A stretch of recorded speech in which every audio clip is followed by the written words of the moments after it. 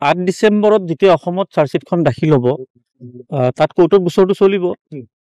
সেই চাৰ্জশ্বিটখনৰ ওপৰত মই যিটো গোচৰ কৰিছিলোঁ ছিংগাপুৰৰ তাতো কোৰ্টত চলিব কিন্তু এই 8 তাৰিখৰ চাৰ্জশ্বিটখন পোৱাৰ লগে লগে মই আকৌ ছিংগাপুৰত যাই সেই চাৰ্জশ্বিটখন দিব লাগিব যে যিহেতু জুবিন গাৰ্গৰ তাৰ মুখ্যমন্ত্ৰীটো কৈছে যে এইটো হত্যা হৈছিলে হত্যাটোতো হোটেলত হোৱা নাই বা ৰাজপথত হোৱা নাই ক'ত হৈছিলে হত্যাটো সাগৰৰ মাজত কিমান আছিলে জাহাজখনত 20 গৰাকী তে যিখন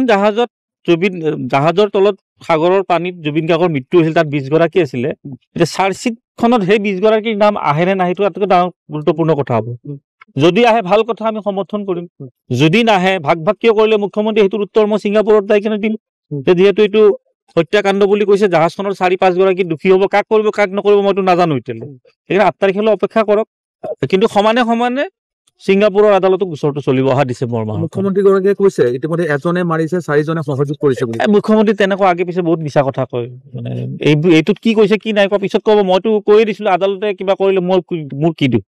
মুখৰ কথাত বাদ দিয়ক কাগজখন আহিব দিয়কচোন প্ৰকৃতত ন্যায় পাবনে জুবিন গাৰ্গে 100% পাব কাৰণ ঘটনাটো হৈছে ছিংগাপুৰত আৰু তদন্ত হৈছে দিছপুৰত কেনেধৰণৰ কথা মইতো বুজি পোৱা নাই মানুহ মৰিছে ছিংগাপুৰত তদন্ত আৰু দোষী ঘোষণা কৰিছে দিছপুৰত তাকো এছেম্বলিৰ ভিতৰত আইন আদালতৰ জাজৰ কথা অহাই নাই হাইকোৰ্টৰ কথা অহাই নাই সুপ্ৰিম কোৰ্টৰ কথা অহাই নাই ছেছন কথা অহাই নাই ক'ত হৈছে ঘোষণা দিছপুৰত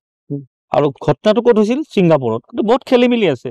আপোনালোকে আৰু মইতো সম্পূৰ্ণ নজৰ ৰাখিমেই মই 2বাৰ নহয় আৰু 10 বাৰ যাব সাজু আজিকালি ছিংগাপুৰ যালে কি ভাবিব লাগে আপোনালোকৰ ৰিপৰ্টাৰকো লগ ধৰিছোঁ ভয়ত নোলালে আপোনালোকে কোনো মইতো মুকলিকৈ কৈছিলোঁ যে সাংবাদিকো যাব পাৰে মোৰ লগত দাদা মুঠতে জুবিন গাৰ্গৰ ন্যায়ৰ ক্ষেত্ৰত আপোনাৰ মুখ্যমন্ত্ৰীগৰাকীৰ ওপৰত বিশ্বাস আছে নে নাই মোৰ কাৰো ওপৰত বিশ্বাস নাই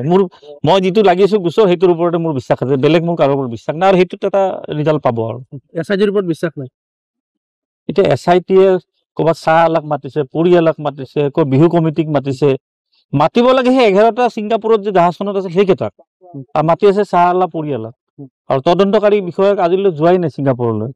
মোৰ বিশ্বাস নাই ন্যায় আয়োগৰ ওপৰত বিশ্বাস আছে কাৰণ জাজ এগৰাকীৰ এখন আয়োগ গঠন কৰিছে মই মোৰ ভাষ্যটো কৈ আহিছোঁ আৰু SITৰ ওপৰত বিশ্বাস নাই